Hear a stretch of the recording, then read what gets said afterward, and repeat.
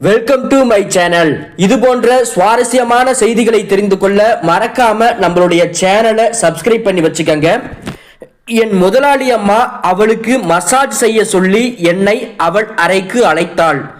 நான் அறைக்குள் சென்றதும் விளக்கை அணைத்துவிட்டு என் அருகில் வந்தாள். என் அருகில் வந்து என்னுடைய ஆடைகளை அவளே கலட்டினாள். அதன் பின்பு நானும் அவளும் சேர்ந்து விடிய விடிய என்னுடைய பெயர் ஆனந்த். நான் 20 வயதானவன். என் முதலாளி அம்மா என்னை தன் வீட்டிற்கு அழைத்து வந்தார். தினமும் எனக்கு 150 ரூபாய் கொடுப்பார். மேலும் அவர் காலுக்கு மசாஜ் செய்ய சொல்வார். நானும் சரி முதலாளி அம்மா என்று சொல்லி 150 ரூபாய்க்கு ஒப்புக்கொண்டேன். மேலும் நான் அவருடைய காலுக்கு மசாஜ் செய்வேன். ஆனால் ஒரு நாள் இரவு முதலாளி அம்மா இன்று அறையின் விளக்கை அணைத்துவிடு என்று சொன்னார். நானும் அமைதியாக விளக்கை அணைத்தேன். என் கால்களும் ஆடிப்போயன. என் கைகளும் முழுவதுமாக நடுக்கம் எடுத்து கொண்டது. நான் கடந்து வந்த வயது ஒரு பையனுக்கு மிகவும் முக்கியமான காலகட்டமாகும். இத்தகைய சூழலில் ஒருவரின் காலுக்கு மசாஜ் செய்வது எனக்கு ஒரு சோதனைக்கு குறைவானது அல்ல.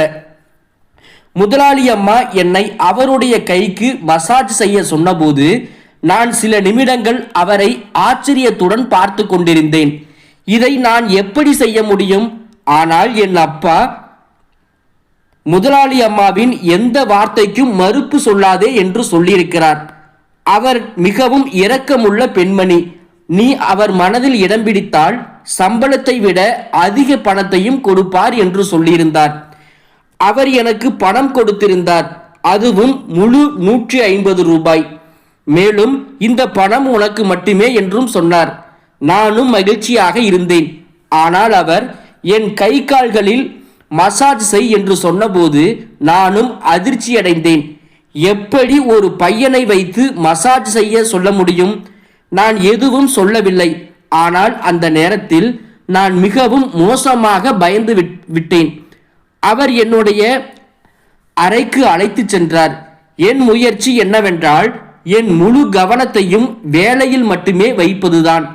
நான் ஒரு முறை கூட என் கண்களை அவர் பக்கம் திருப்பவில்லை.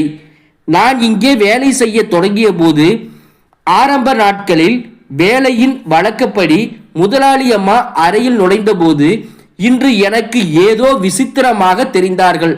அவர் நிறம் ஏதோ விசித்திரமாக இருப்பதாகவும் அவர் முகம் வியர்வையில் நனைந்திருப்பதாகவும் எனக்கு தோன்றியது. அவரும் அதிர்ச்சியடைந்தார். எனக்கும் தெரியவில்லை அவர் என்ன நினைத்து கொண்டிருந்தார் என்று. என்னை பார்த்ததும் சட்டென்று என்னை பார்ப்பதை தவிர்த்தார். நான் சிறிது ஆச்சரியத்துடன் முதலாளி அம்மாவை பார்த்து கொண்டிருந்தேன். முதலாளி அம்மாவுக்கு உடல்நிலை சரியில்லை என்று எனக்கு தோன்றியது.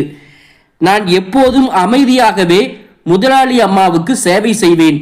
ஆனால் இன்று நான் சிறிது தயக்கத்துடன் அவரை பார்த்து, முதலாளி அம்மா, நீங்கள் நலமா? ஏன் பதட்டமாக இருக்கிறீர்கள் என்று கேட்டேன். என் குரலில் இயல்பாகவே மரியாதை தெரிந்தது. மேலும் அவர் எனக்கு ஒரு நல்ல பெண்மணியாகவே இருந்தார். இளம் வயதிலேயே அவர் எனக்கு ஆதரவளித்தார். மேலும் என் துயரமான வாழ்க்கையை செழிப்பான ஒன்றாக மாற்றுவதில் முதலாளி அம்மாவின் பங்கு முக்கியமானது. அதற்கு பதிலாக அவர் என்னிடம் எப்படிப்பட்ட வேலையை கொடுத்தாலும் எனக்கு கவலை இல்லை. ஆனால் அவர் கொடுத்த பணத்தால் என் வாழ்க்கை மாறிவிட்டது. என் வீட்டின் சூழ்நிலை மாறிவிட்டது. என் கேள்விக்கு அவர் இல்லை என்று தலையசைச்சு நான் நன்றாக இருப்பதாக எனக்கு ஆறுதல் அளித்தார். அது எனக்கு மிகவும் உதவியாகவே இருந்தது. அப்போது அவரும் எனக்கு ஆறுதல் அளித்தார். ஆனால் அவருடைய வார்த்தைகள் அவருடைய முகத்தில் தெளிவாக தெரிந்தது. அவர் எதையோ மறைக்கிறார் என்றும் அவருக்கு அந்த நேரத்தில் ஏதோ கவலைகள் இருந்தது என்றும். பல மாதங்களாக அவர் என்னை வீட்டு வேலைகளை செய்ய சொன்னார். இன்றுதான் முதல் முறையாக மசாஜ் செய்ய சொன்னபோது நான் முழுவதுமாக பயந்து போனேன். ஒன்று, அவர் வீட்டிலேயே தனியாக வசித்தார். அவருக்கு கணவரோ அல்லது குழந்தைகளோ இல்லை. இதை கேட்டவுடன் நான் முதலில் அமைதியாகிவிட்டேன். ஆனால் இன்று நான் அவர் காலுக்கு மசாஜ் செய்தேன். ஆனால் என் கைகள் முழுவதுமாக நடுங்கின. முதலாளி அம்மா ஒரே ஒரு நாள் தான் இப்படி மசாஜ் செய்வார் என்று நினைத்தேன். ஆனால் தினமும் அவர் என்னிடம் மசாஜ் செய்ய சொல்லி தொடங்கினார். முதலாளி அம்மாவின் எந்த வேலையையும் நான் இவ்வளவு தயக்கத்துடன் உணர்ந்ததில்லை. ஏனென்றால் அவர் சாதாரண மனதுடன் என்னிடம் சொல்வார். ஒரு விசித்திரமான விஷயம் என்னவென்றால், நான் முதலாளி அம்மாவுக்கு வேலை செய்ய தொடங்கியதிலிருந்து அவர் என்னை மிகவும் அன்பான பார்வைகளால் பார்க்க தொடங்கினார். அவர் முன்பு எனக்கு 150 ரூபாய் கொடுப்பார். ஆனால் இப்போது 300 ரூபாய் கொடுத்தார். அவருடைய இந்த கருணை எனக்குள் ஏனோ உறுத்த தொடங்கியது. இன்றும் வழக்கம் போல் முதலாளி அம்மாவுக்கு மசாஜ் செய்ய தொடங்கினேன். நான் 18 வயதிலிருந்தே வேலை செய்து வந்தேன்.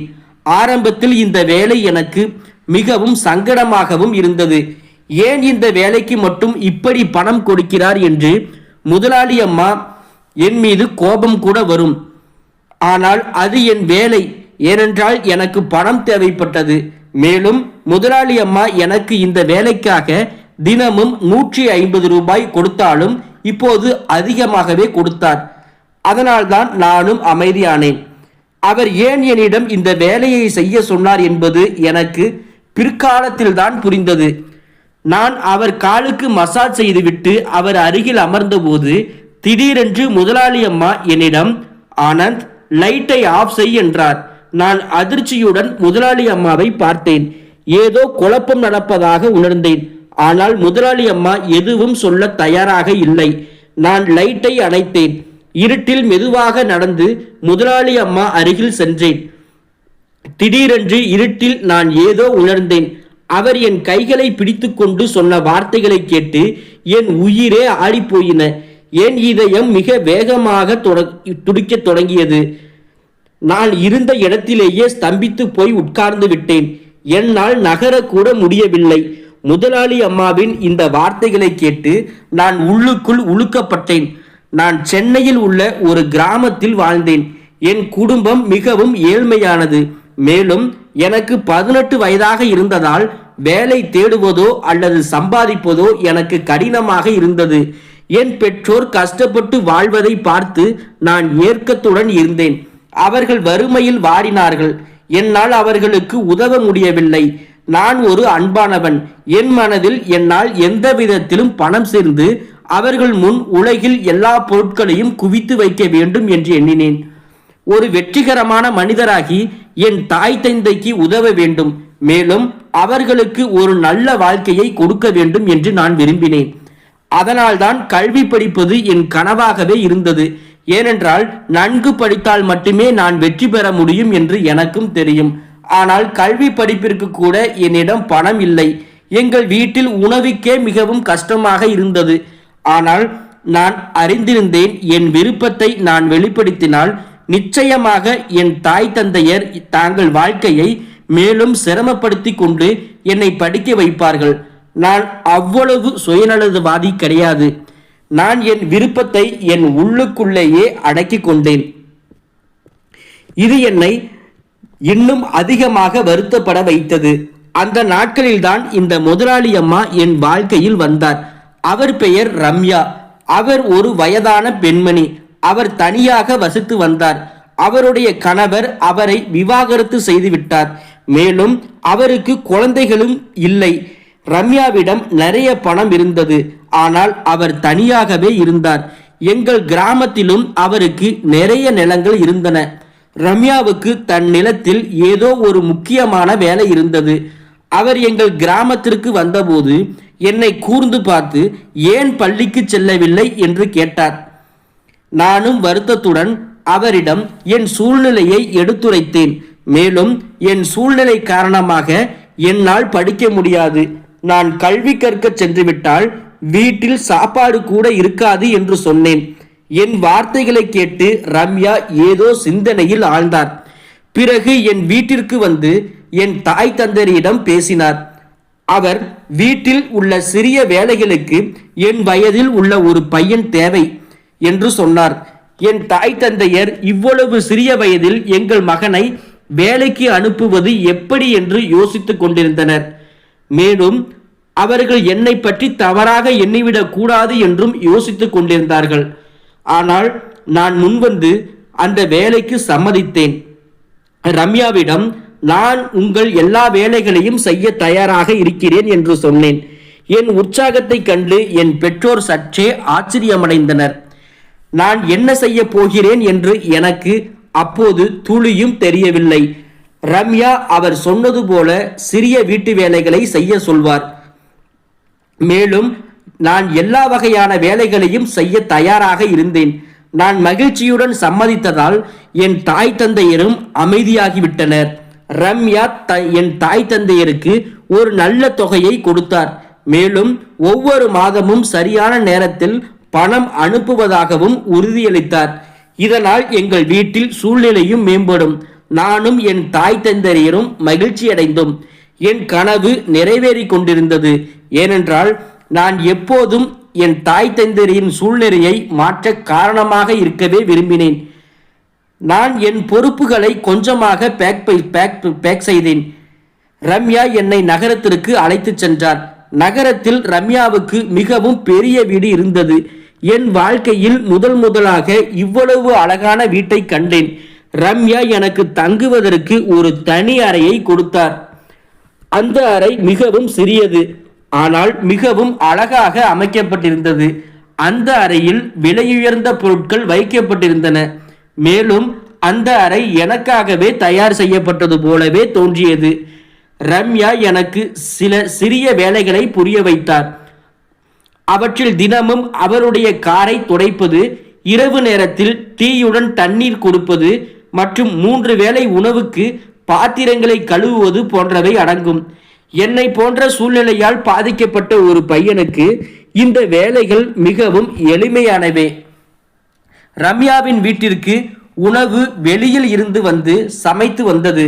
மேலும் ரம்யா என்னையும் தன்னுடன் சாப்பிட அனுமதித்தார். முதல் நாளிலேயே எனக்கு நல்ல ஆடைகளையும் காலணிகளையும் வாங்கி கொடுத்தார். ரம்யாவின் கருணை இத்துடன் முடியவில்லை. மாறாக அவர் விரைவில் என்னை ஒரு நல்ல பள்ளியில் சேர்ப்பதாகவும் இதனால் என் படிப்பை தொடர முடியும் என்றும் சொன்னார். முதலில் நானும் மகிழ்ச்சி அடைந்தேன். அதனால்தான் நானும் இங்கு வேலைக்கு வந்ததாகவே எனக்கும் தோன்றியது. ஆனால் இப்போது வேலை சரியாக செய்ய முடியவில்லை. மாறாக ரம்யா என்னை தத்தெடுத்து கொண்டார் என்றே எனக்கும் தோன்றியது. ஆனால் இரவு வந்ததும் ரம்யா என்னை அவருடைய அறைக்கு அழைத்தார். மேலும் ஒரு நறுமணமான எண்ணெய் தைலத்தை கொடுத்து எனக்கு காலுக்கு மசாஜ் செய் என்றே சொன்னார். நானும் தலையசைத்தேன். மேலும் விரைவாக அவர் அருகில் சென்று அமர்ந்தேன். நான் அவருடைய கால்களுக்கு மசாஜ் செய்ய வேண்டும் என்றும் நினைத்தேன். அதை மகிழ்ச்சியுடன் செய்ய தயாராக இருந்தேன். ஆனால் ரம்யா என்னை தடுத்து நிறுத்தி அவருடைய கையில் மசாஜ் செய்ய சொன்னார். நானும் குழப்பமடைந்தேன். இதை செய்ய எனக்கு சற்று சங்கடமாகவே இருந்தது. இருப்பினும் எப்படியோ நான் ரம்யாவிற்கு மசாஜ் செய்துவிட்டு பின்னர் எழுந்து என் அறைக்கு சென்று விட்டேன். அவர் பயணம் செய்து வந்ததால் சோர்வாக இருந்தார். அதனால் என்னிடம் மசாஜ் செய்ய சொன்னார் என்று நானும் நினைத்தேன். ஆனால் அது என் தவறான புரிதல். அடுத்த நாள் எனக்கு மிகவும் அமைதியாகவே சென்றது. ரம்யா எனக்கு சொல்லியிருந்த எல்லா வேலைகளையும் நான் விளையாட்டோடு செய்து முடித்தேன். நான் மிகவும் சுறுசுறுப்பான பையன். அதனால் என் வேலையை விரைவாக செய்து விடுவேன். ஆனால் இரவு வந்ததும் மீண்டும் அதேபோல் ரம்யா என் அறைக்கு அழைத்து என்னிடம் ஒரு எண்ணெய் தைலத்தை கொடுத்தார். நானும் கவலைப்பட்டேன். இன்றும் நான் ரம்யாவுக்கு மசாஜ் செய்ய வேண்டுமா என்று நான் அவரை பார்த்தேன். அவர் அமைதியாகவே தூங்கிக் கொண்டிருந்தார். ரம்யாவுக்கு இதிலிருந்து என்ன கிடைக்கிறது என்று எனக்கும் புரியவில்லை. ரம்யாவின் செயல் என்னை அவரை விட்டு விலகச் செய்தது. 3 நாட்கள் கடந்தன. ரம்யா என்னை ஒரு நல்ல பள்ளியில் சேர்த்து விட்டார். நான் ரம்யாவின் மீது பிரியம் வைத்திருந்தேன். ஆனால் ரம்யாவுக்கு கை கால்களில் மசாஜ் செய்வது எனக்கு பிடிக்கவில்லை. ரம்யா இதை ஒரு தொடர்ச்சியாக பழக்கமாக்கி கொண்டிருந்தார். அவர் தினமும் என்னிடம் கை கால்களை பிடித்துவிட வேண்டும் என்று சொல்வார். நான் அவர் செய்த உதவிகளுக்கு கடன்பட்டிருந்தேன். அதனால் என்னால் மறுக்கவே முடியவில்லை. எதுவும் பேசாமல் ரம்யாவுக்கு கை கால்களை பிடித்துவிட தொடங்கினேன். நான் முகத்தை சுளித்து கொண்டு வேலை செய்வதை ரம்யா பார்த்து விட்டார் போலிருந்தது. அதனால்தான் அவர் எனக்கு சம்பளத்தை தவிர தினமும் 200 ரூபாய் கூடுதலாக கொடுத்தார். நேரம் முடிவடைந்ததும் அவர் சொல்லாமலேயே என் வீட்டிற்கு பணத்தை அனுப்பி வைப்பார். இதனால் என் தாய் தந்தையரின் வாழ்க்கை அமைதியானது. நான் மிகவும் கடினமாக படித்து கொண்டிருந்தேன். ஏனென்றால் என் வாழ்நாள் முழுவதும் ரம்யாவை போன்ற பெண்களின் வீடுகளில் தங்கி அவர்கள் வேலைகளை செய்ய வேண்டிய நிலை வரவே கூடாது என்றும் விரும்பினேன். ஒரு நாள் வழக்கம் போல நான் ரம்யாவுக்கு கை கால்களை பிடித்து விடுவதற்காக அவர் அறைக்கு சென்றேன். ரம்யா என்னை கூர்ந்து பார்க்க தொடங்கினார். அவருக்கு வேலை செய்யும் போது என் முகத்தில் எப்போதும் சலிப்பு நிறைந்திருக்கும். மேலும் நான் முகத்தை சுளித்து கொண்டு அவருக்கு கை கால்களை பிடித்து விடுவேன். இந்த விஷயத்தை ரம்யா உணர்ந்திருந்தார். அதனால்தான் அன்று ரம்யா என்னை கூர்ந்து பார்த்தார். பிறகு அவர் என்னிடம், உனக்கு இந்த வேலையை செய்ய பிடிக்கவில்லை என்று எனக்கு தெரியும். ஆனால் நான் மிகவும் வேதனையில் இருக்கிறேன். அதனால்தான் நீ முகத்தை சுளித்தாலும் உன்னிடம் இந்த வேலையை செய்ய சொல்கிறேன் என்று சொன்னார். நானும் அதிர்ச்சியில் அவரை பார்த்து கொண்டிருந்தேன். மேலும் வருத்தத்தால் என் நிலை மோசமானது.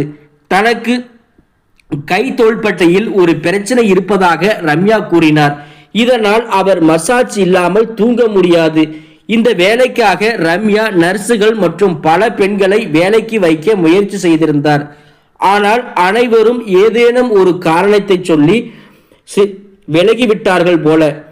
சில சமயங்களில் மிகவும் வேகமாக மசாஜ் செய்துவிட்டு போவார்கள். சில சமயங்களில் மசாஜ் செய்யாமலேயே போய்விடுவார்கள். வேறு வழியில்லாமல் ரம்யா என்னை வேலைக்கு வைத்தார். மேலும் நான் அவருக்கு மசாஜ் செய்ய மறுக்க கூடாது என்பதற்காக எனக்கு இவ்வளவு உதவிகளை செய்திருந்தார். இவ்வளவு சொல்லிவிட்டு ரம்யா அமைதியானார். ரம்யாவின் வார்த்தைகளால் நான் முழுவதுமாக வருத்தப்பட்டேன். எனக்கு இவ்வளவு உதவி செய்த பெண்ணுக்கு நான் அந்த நன்றி கடனை கூட திருப்பி கொடுக்க முடியாமல் போனேன். அன்று முதல் நான் ரம்யாவுக்கு முழு மனதுடன் மசாஜ் செய்ய தொடங்கினேன். மேலும் ஒருபோதும் ரம்யாவின் முகத்தை சுளிக்கவில்லை. ரம்யா என்னிடம் மிகவும் அன்பாக நடக்கத் தொடங்கினார். நான் இப்போது வாலிபனாக விட்டேன். ரம்யா மிகவும் வயதானவர் ஆகிவிட்டார்.